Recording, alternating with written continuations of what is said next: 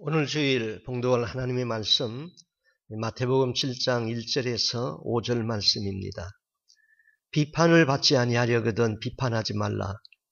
너희의 비판하는 그 비판으로 너희가 비판을 받을 것이요 너희의 헤아리는 그 헤아림으로 너희가 헤아림을 받을 것이니라. 어찌하여 형제의 눈 속에 있는 티는 보고 네 눈 속에 있는 털보는 깨닫지 못하느냐. 보라, 네 눈 속에 털보가 있는데 어찌하여 형제에게 말하기를 나로 네 눈 속에 있는 티를 빼게 하라 하겠느냐. 외식하는 자여, 먼저 네 눈 속에서 털보를 빼어라. 그 후에야 밝히 보고 형제의 눈 속에서 티를 빼리라. 아멘. 바울이 믿음의 아들 디모데에게 이렇게 권면합니다. 너는 진리의 말씀을 옳게 분별하여 부끄러울 것이 없는 일꾼으로 인정된 자로 자신을 하나님 앞에 드리기를 힘써라. 디모데후서 2장 15절에서 그렇게 권면했습니다. 목회자와 우리 모든 성도들은 진리의 말씀을 옳게 분별하는 것이 구원받는 데 아주 필수 조건이 됩니다. 여기 성경은 성령의 감동을 입은 사람들이 기록하였다고 했습니다. 성경은 우리를 천국으로 인도해 주는 천국 안내서입니다. 성경은 우리를 죄로부터 벗어나게 하는 생명의 책입니다. 그런데 성경은 우리가 궁금하게 생각하는 것들을 다 세밀하게 기록하지 않았습니다. 특별히 계시록은 억지로 풀 성경이 아닙니다. 계시록은 인봉한 책이므로 시간이 가면서 인이 떼어지어야 풀리는 책입니다. 그것을 인간의 생각으로 억지로 풀다가 영혼을 멸망하게 합니다. 사도 베드로는 성경을 사사로이 억지로 풀다가 망한다고 했습니다. 이 시대에 많은 사람들이 잘못된 구원론을 신봉하고 있습니다. 중생한 영혼은 범죄치 않는다. 참 말이 멋있지요? 그러나 이런 이론을 잡고 있으면 지옥으로 가는 지름길입니다. 사람은 영과 육으로 되어 있습니다. 그런데 영과 육을 분리시켜서 거듭난 후에 짓는 죄는 육체가 짓는 것이지 영은 죄가 없다고 하는 주장은 이단들의 것입니다. 어디서 이런 이론이 나왔을까요? 물론 성경에서 나왔겠지요. 요한일서 3장 9절에 이렇게 말합니다. 하나님께로부터 난 자마다 죄를 짓지 아니하나니 이는 하나님의 씨가 그의 속에 거하며 그도 범죄하지 못하는 것은 하나님께로부터 났습니다. 이 말씀에 의거해서 중생한 영혼은 범죄하지 않는다고 해석했습니다. 하나님께로서 난 자, 예수의 피로 거듭난 자이죠. 범죄치 않는다. 이 말은 아예 죄를 안 짓는 완벽한 인간이라는 말이 아닙니다. 그런 인간은 세상에 결코 존재하지 않습니다. 하나님께로서 난 자는 습관적으로 죄를 짓거나 죄를 즐기지 않는다는 것이지요. 왜 그럴까요? 죄에 대한 거부감 때문입니다. 거듭난 사람은 하나님의 씨를 가졌기에 죄를 짓고 편히 살 수 없는 영적 체질로 바뀌었습니다. 악한 자가 우리를 만지지도 못한다. 이것은 하나님의 자녀에게는 영적인 보호막을 쳐주신다는 것이지요. 요한일서 5장 18절에 하나님께로부터 난 자는 다 범죄하지 아니하는 줄을 우리가 아노라. 하나님께로부터 나신 자가 그를 지키심에 악한 자가 그를 만지지도 못하느니라. 악한 자가 그를 만지지도 못한다. 하나님의 자녀에게는 영적인 보호막을 쳐주신다는 것이지 그것이 중생한 영혼이 죄를 범죄치 않는다 그 말과는 다른 것이죠. 또 한 번 구원받으면 그 구원은 취소되지 아니하고 영원한 구원이다. 이 역시 너무나 잘못된 주장입니다. 거듭났다 할지라도 죄를 범하고 회개하지 못하면 구원에서 낙오될 수 있는 것입니다. 우리가 예수 그리스도를 믿어서 거듭났다면 이제 구원의 시작입니다. 그것을 구원의 완성으로 보면 안 됩니다. 종말론은 역시 주의해야 됩니다. 성경이 종말에 대한 모든 것을 설명하지 않았습니다. 그러다 보니 성경이 말하지 않는 부분까지 사람들이 상상을 하든지 추론을 하든지 어떤 이론을 만들든지 해서 채우고 메워 넣게 됩니다.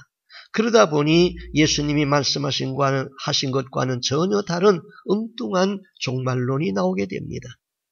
그런 잘못된 지식을 잡다가 지옥에 떨어집니다. 이런 잘못된 지식은 모두가 사단에게서 나온 것입니다. 거짓된 지식을 붙잡으면은 그들은 지옥으로 떨어질 수밖에 없습니다. 그래서 사단은 성도들로 하여금 성경을 아예 읽지 못하게도 하지만은 성경을 성령의 감동이 아닌 지식으로 풀게 하여서 잘못된 종말론을 잡고 있다가 구원에서 누락되게 하는 것입니다. 저는 지난 주간에 어떤 성도로부터 전화를 받았습니다. 인터넷에 박소리 목사님이 천국을 보고 천국 간증을 하였는데 그분이 제대로 본 것입니까? 마귀에게 속은 것입니까? 저에게 질문해 왔습니다.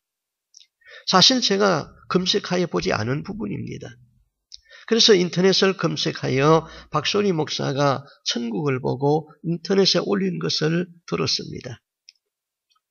나는 이 사람이 사단에게 속았다는 것을 알았습니다.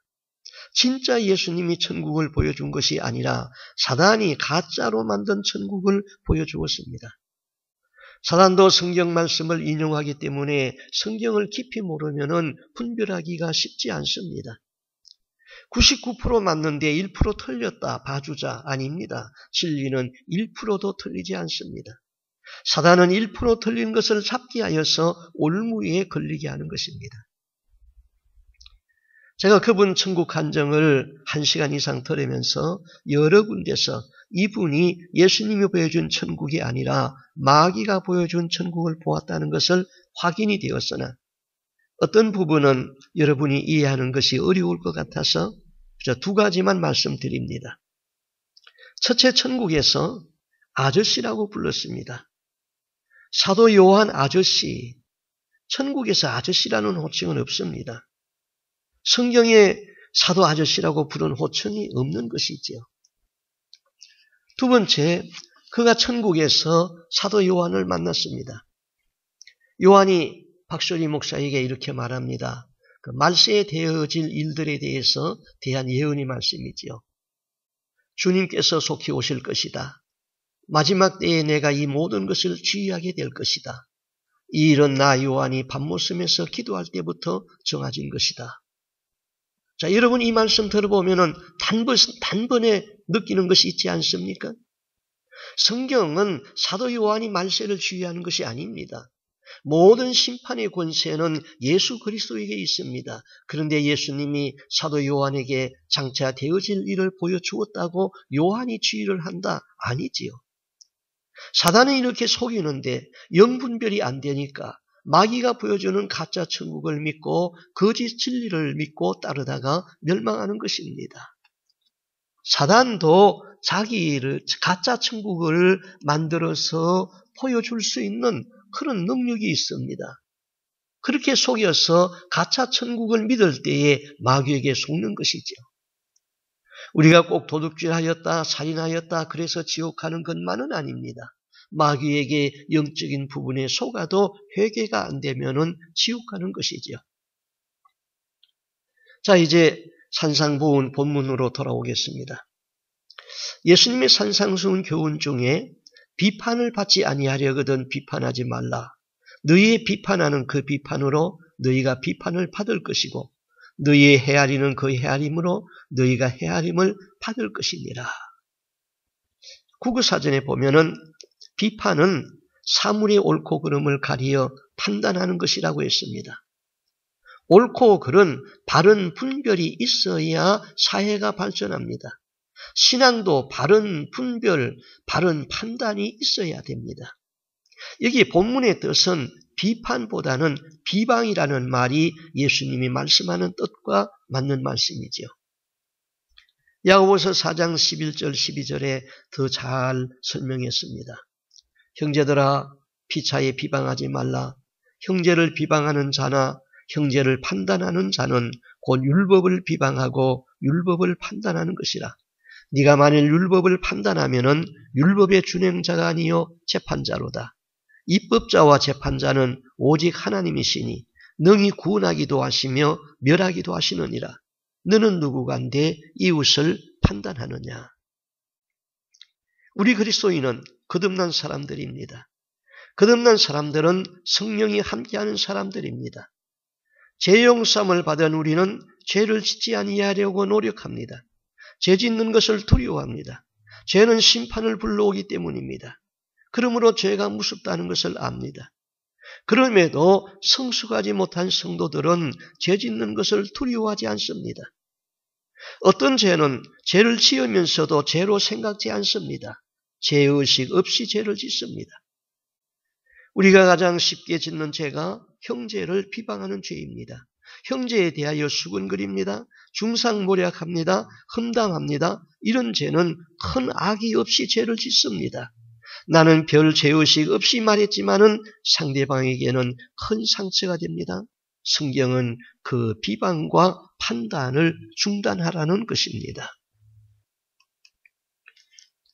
중국 전환시대에 왕궁 후궁 중에 왕소군이라는 미모의 여인이 있었습니다.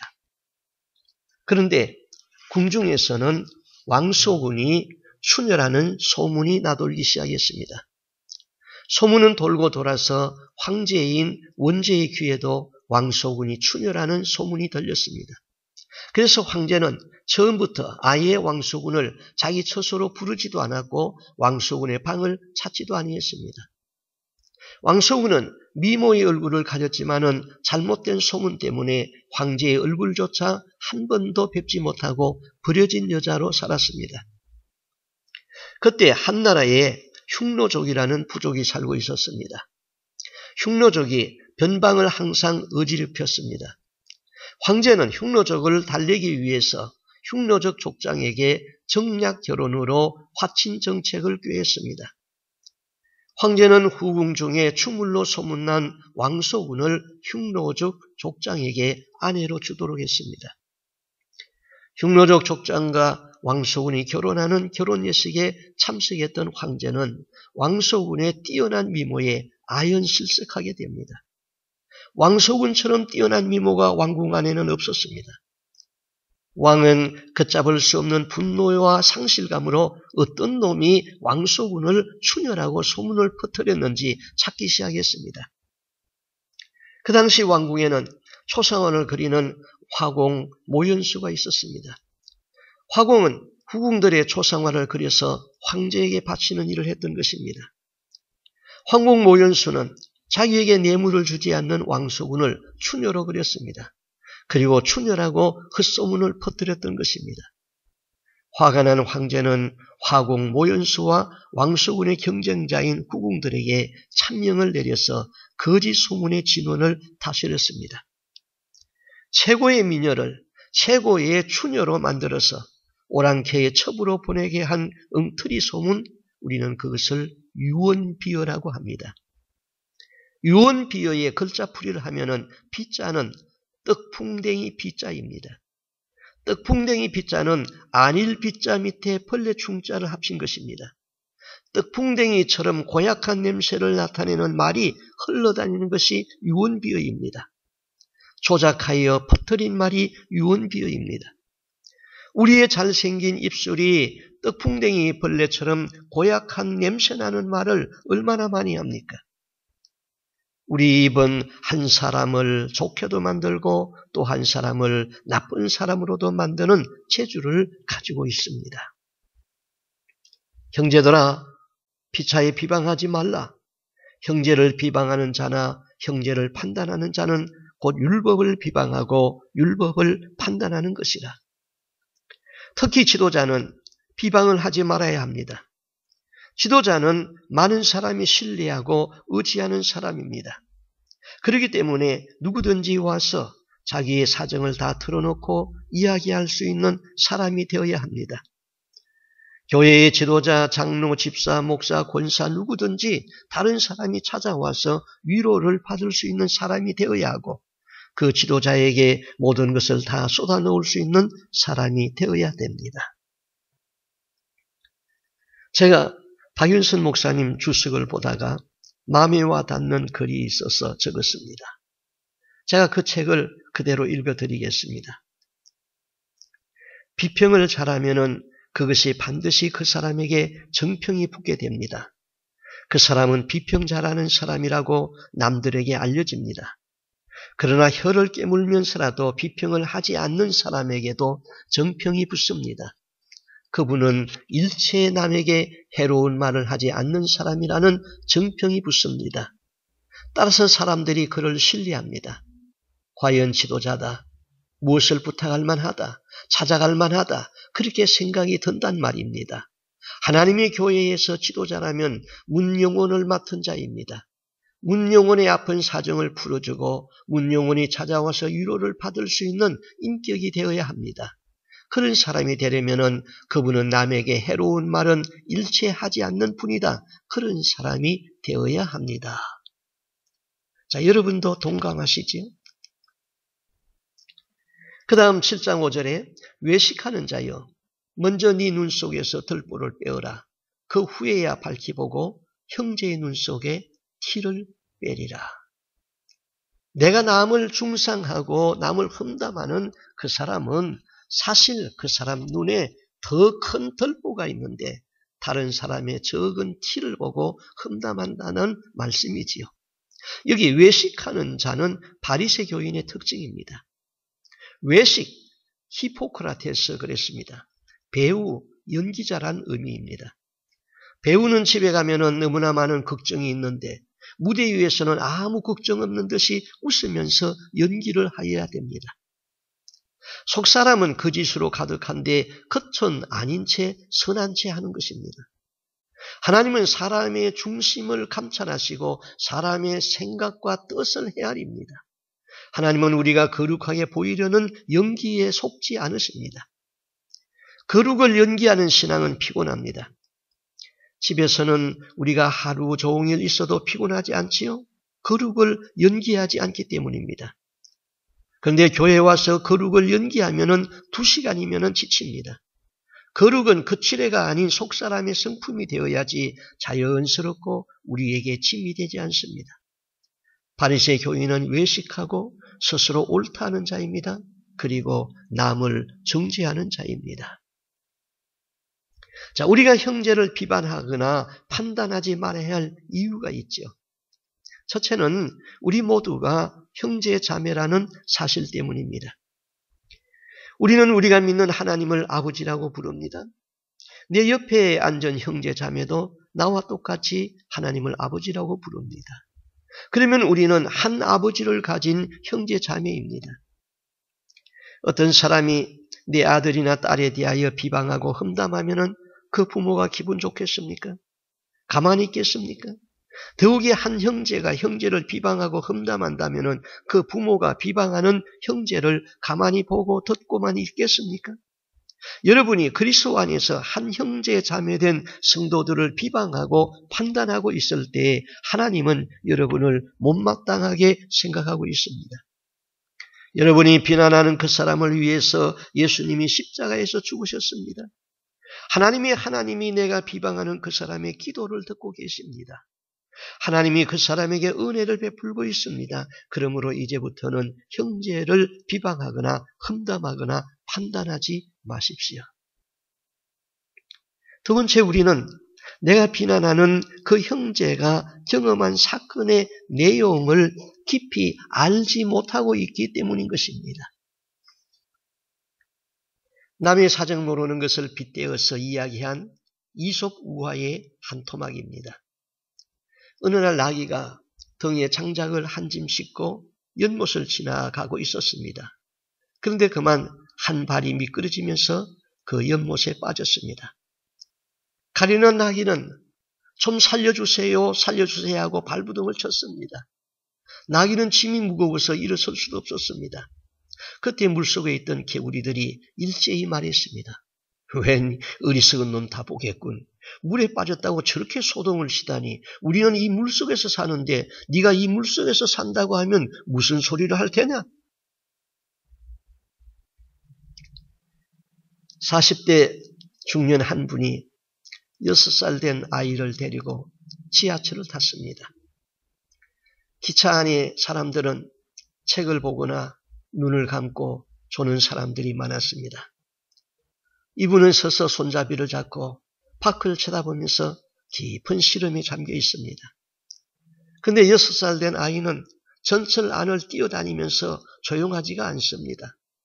그러다가 한 승객이 읽고 있는 책을 치는 바람에 책이 땅에 떨어졌습니다. 그래도 아버지는 창밖만 쳐다보고 있습니다. 책을 주우던 사람이 점잖게 말을 했습니다. 댁의 아들입니까?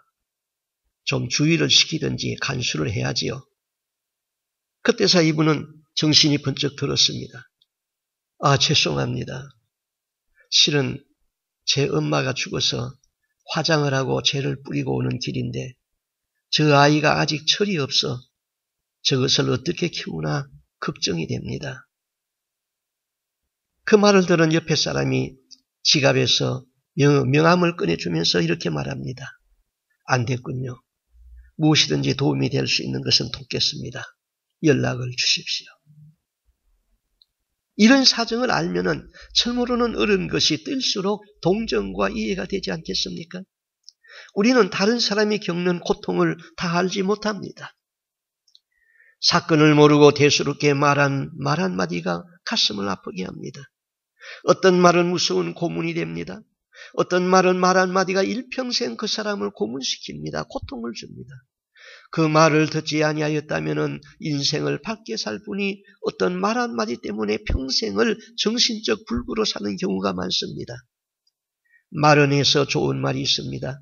말은 하여서 덕이 안 될 말이 있습니다. 말은 하여서 남을 죽이는 말이 있습니다. 말은 해서 사람에게 용기를 주고 생명을 주고 위로와 기쁨을 주는 말이 있습니다. 우리는 말 때문에 복을 받기도 하고 우리는 말 때문에 저주를 받기도 하고 우리는 말 때문에 원수되어지기도 하고 우리는 말 때문에 그를 사랑하고 친구가 되고 은인이 되기도 합니다. 이사야는 이렇게 말했습니다.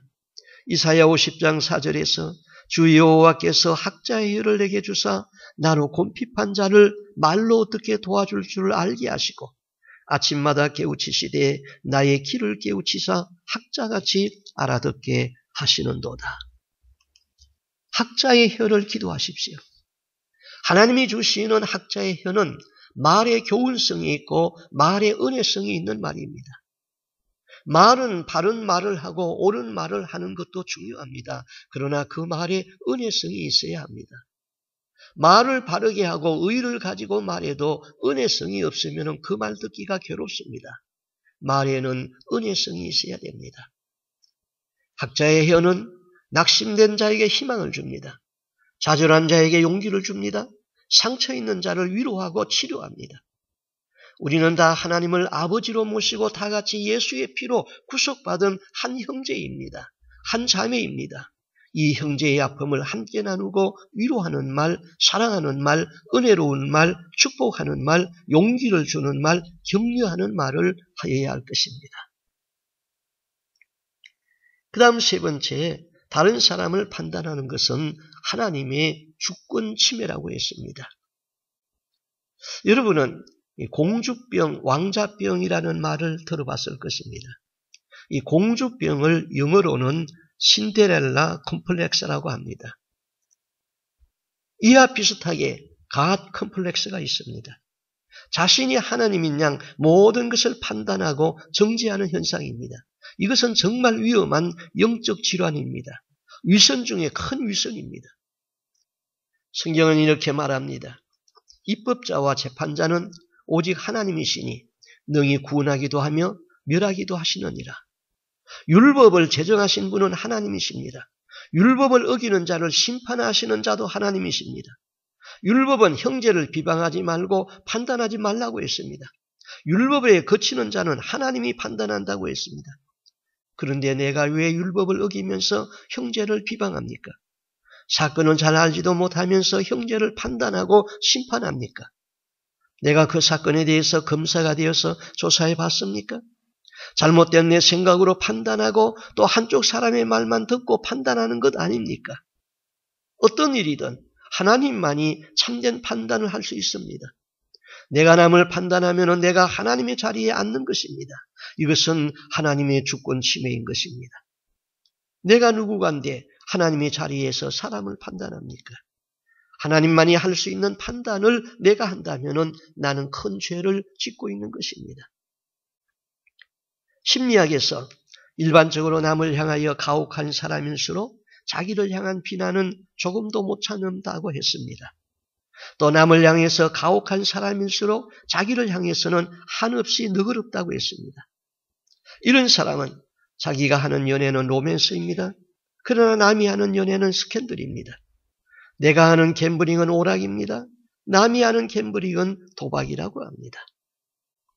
시편 50편 19절 이하에 네 입을 악에게 주고 네 혀로 괴사를 지으며 앉아서 네 형제를 공박하며 네 어미의 아들을 비방하는도다.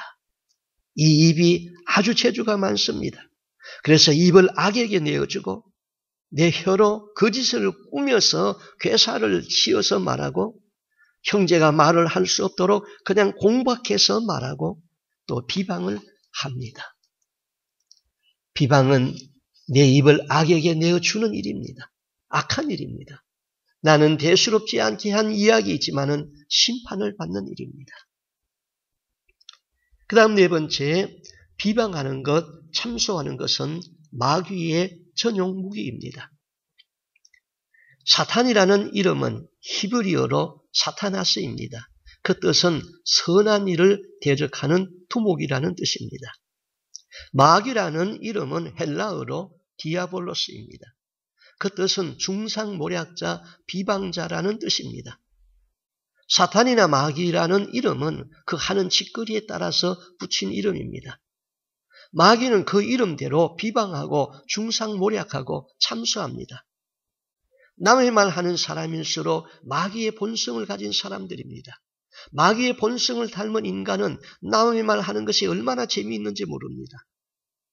다른 사람 비난하는 말을 들은 것은 잊히지도 않습니다. 남의 말하는 것은 맛있는 음식 먹는 것과 같아서 뱃속 깊이 내려간다고 지혜자 솔로몬이 3000년 전에 벌써 말했지요. 잠언 18장 8절에 남의 말하기를 좋아하는 자의 말은 별식과 같아서 뱃속 깊은 데로 내려가느니라. 바울이 고린도 교회에 보낸 편지에서도 전혀 보고 싶지 않고 듣고 싶지 않은 일이 있다고 했습니다. 그것이 형제를 시기하고 질투하고 비난하는 것이었지요. 고린도후서 12장 10절 내가 갈 때에 다툼과 시기와 분냄과 당짓는 것과 중상함과 수군수군하는 것과 거만함과 어지러운 것이 있을까 두려워하노라. 누가복음 17장 1절에 예수께서 제 아들에게 이르시되 실족하게 하는 것이 없을 수는 없으나 그렇게 하는 자에게 화로다. 실족해 함은 헬라어에서 덫에서 미끼가 붙여지는 부분을 의미합니다. 이 덫은 마귀가 사람들을 포로로 잡는 데 쓰는 도구입니다. 마귀가 잘 사용하는 미끼가 실족하게 하는 시험입니다. 실족하게 되면은 상처로 남고 분노가 생깁니다. 낙심하게 되고 감정이 악화됩니다. 마귀는 실족이라는 미끼를 물게 합니다.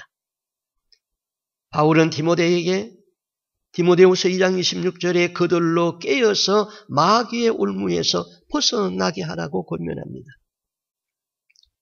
사람이 한 번 속아 넘어가면은 자기가 옳지 않음에도 불구하고 자신이 옳다고 굳게 믿습니다. 자존심은 진실을 마주할 수 없게 합니다. 학금이 정금보다 단단하듯이 불순물이 우리 마음을 강팍하게 합니다. 마귀가 자주 사용하는 전용 무기가 실족하게 하는 무기인 것입니다.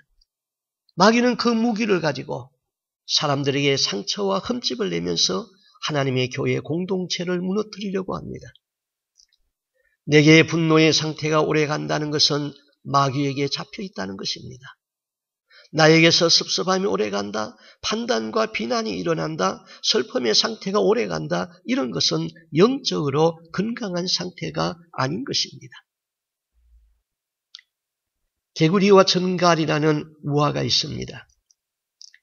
개구리와 전갈이 강원덕에서 만났습니다. 전갈은 넓은 강을 건너가야 했습니다. 그래서 전갈은 개구리에게 도움을 청합니다. 내가 너의 등에 엎혀서 이 강을 건너 저쪽 언덕까지 갈 수 있도록 좀 도와줄 수 있겠니? 천만에, 네가 한 번 쏘면은 나는 너의 독 때문에 적사할 텐데 내가 왜 그런 어리석은 일을 해? 야, 내가 그처럼 악하고 바보인 줄 아니?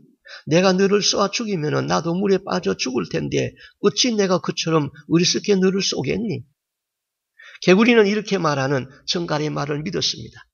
개구리는 자기 등을 내밀면서 타라고 했습니다. 둘은 사이좋게 등에 엎고 엎인 채 넓은 강을 건너가게 되었습니다.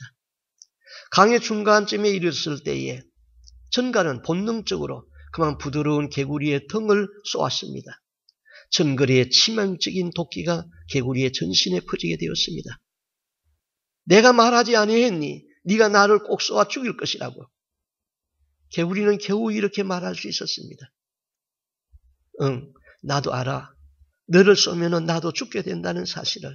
그렇기 때문에 결코 너를 쏘지 않겠다고 약속한 사실도 알고 있어. 그런데 죽을 줄 뻔히 알면서도 나도 모르게 본능적으로 너를 쏘게 되었구나. 참으로 미안하다. 개구리는 전갈의 이 같은 변명을 들을 수 없었습니다. 벌써 죽어서 물속에 가라앉게 되었습니다. 전갈 역시 죽고 말았다는 이야기입니다. 이 이야기는 우리들의 이야기입니다. 기독자들의 아픈 고민을 대신 말해주는 의미 깊은 이야기인 것입니다. 우리가 남을 비판하면 결국 나도 비난을 받고 비판의 대상이 되는 줄 압니다. 그런데 왜 우리는 비난하고 비판하여서 그도 침몰하고 나도 침몰하고 함께 침몰하는 어리석음에 빠질까요? 전갈이 가진 본능을 우리 육의 성품이 가지고 있습니다. 날마다 육의 성품을 죽이고 영의 생각을 살리는 자기 성찰이 있어야 되겠습니다. 존중받아 마땅한 사람이 상대를 존중하고 정말 잘나 보이는 사람이 겸손할 때에 돋보입니다. 그러한 사람의 배려와 여유는 하나님의 사랑이 몸에 배어 있는 데서 나오는 자신감입니다. 믿음이 없이는 불가능합니다. 따뜻함은 은혜 받은 자의 표현인 것입니다. 마태복음 5장 19절. 그러므로 누구든지 이 계명 중에 지극히 작은 것 하나라도 버리고 또 그같이 사람을 가르치는 자는 천국에서 지극히 작다 일컬음을 받을 것이고 누구든지 이를 행하며 가르치는 자는 천국에서 크다 일컬음을 받으리라. 머리로 이해하는 것은 쉽습니다. 그러나 그 말씀을 행하기는 쉽지 않습니다. 행함이 없는 가르침에는 감동이 없습니다. 오히려 외식하는 죄에 빠질 수 있습니다. 제가 공부하던 시절은 가난하고 책 살 돈이 없어서 어머니가 아들의 책을 사주기 위하여 머리칼을 끊어서 팔아 책을 사주던 시절입니다. 그때 목사님들은 책을 많이 보관하고 있는 것이 자랑이었습니다. 사무실에는 사면이 책으로 둘러싸여 있으면 야, 실력 있다 그렇게 생각하던 시대입니다. 그런데 그 책을 다 읽었습니까? 책을 펴보면 읽은 책인지 그냥 꽂혀있는 책인지 금세 알 수 있습니다. 지금 이 시대에는 어느 때보다 좋은 설교와 신앙 서적이 풍부합니다. 인터넷에 들어가면 유명한 목사님들의 설교를 얼마든지 들을 수 있습니다. 이제는 삶으로 이행하며 증거하는 목회자가 그리운 시대입니다. 이런 점에서 저는 인천 마가의 다락방 박보영 목사님 같은 분은 삶으로 이행하는 사는 분이기 때문에 그분의 설교를 자주 듣고 존경합니다. 행하며 가르치는 자가 큰 자입니다. 진리는 쉬운 것입니다. 그 진리를 삶으로 이행하기는 쉽지 않습니다. 행함이 없는 가르침은 영향력이 없고 감동이 없습니다. 행함이 없는 입만 바른 복음은 위선입니다. 많은 그리스도인들이 착한 척하고 신앙생활하고 있습니다. 좋은 설교 들어서 기만 고급기가 되는 것 아닙니까? 듣고 행하는 사람이 진짜입니다. 우리는 말로 죄 짓는 일을 많이 합니다. 자기를 절제하고 통제하는 자기 컨트롤이 쉽지 않습니다. 신앙생활 잘 하다가도 내가 모욕과 비난을 받으면 쉽게 자기 영성이 무너집니다. 그러나 내가 당하는 오해와 비난과 모욕을 참아가면서 회개와 기도로 자기를 이기면 성령 충만으로 되어집니다. 그러면서 겸손히 내 몸에 익어갑니다. 이것은 정말 쉬운 일이 아닙니다. 단 한 번의 기도와 회개로 성령 충만이 되는 것도 아니고 한 번 결심했다고 남의 말 하지 않는 것도 아닙니다. 부단한 자기 성찰과 기도가 있어야 됩니다. 그래야 마귀가 나의 입을 도구로 사용하지 못합니다. 내 입에 파수꾼을 세워달라고 기도하십시오. 사람을 세워주고 배려하는 사람이 되십시오. 말씀을 듣고 실천하는, 행동하는 그리스도인이 되시기를 주님의 이름으로 축복합니다. 기도드리겠습니다. 하나님 아버지, 내 입술로 짓는 죄가 많았습니다. 죄를 짓고도 죄의식이 없었기 때문에 회개가 없었습니다. 다른 사람의 형편을 깊이 이해하지도 못하고 배려하지도 못하고 격려할 수 없는 사람으로 살았던 죄를 용서하여 주옵시고 이제는 사람을 깊이 이해하고 배려하고 격려할 수 있는 사람이 되게 하여 주시옵소서. 바른 분별력이 있는 지혜와 말의 교훈성과 은혜성이 있게 하여 주옵소서. 우리에게 학자의 혀를 주사 학자같이 알아듣게 하여 주옵시고 곰핍한 자를 말로 도와줄 줄 알게 하여 주시옵소서. 다른 사람의 비난과 오해에서 나의 영성이 무너지지 아니하도록 기도와 자기 성찰이 있게 하여 주시옵소서. 외식에 빠지지 아니하고 진리를 삶으로 이행하게 하여 주옵소서. 거룩과 경건과 겸손이 내 몸에 익도록 훈련되게 하여서 하나님의 교회에서 지도자로서 부족함이 없는, 부끄러움이 없는 그런 삶을 살 수 있도록 은혜 주시고 성령 충만으로 임재하여 주시옵소서. 이 모든 말씀 예수님 이름으로 기도하옵나이다. 아멘.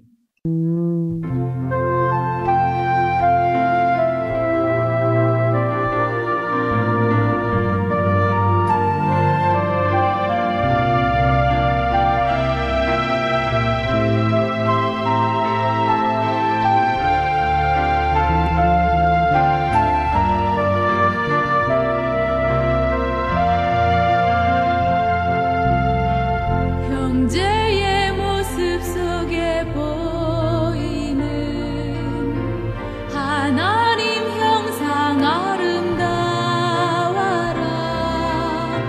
존귀한 주의 자녀 됐으니 사랑하며 섬기리. 자매의 모습 속에 하나님 형상 아름다워라. 존귀한 주의 자녀 됐으니 사랑하라.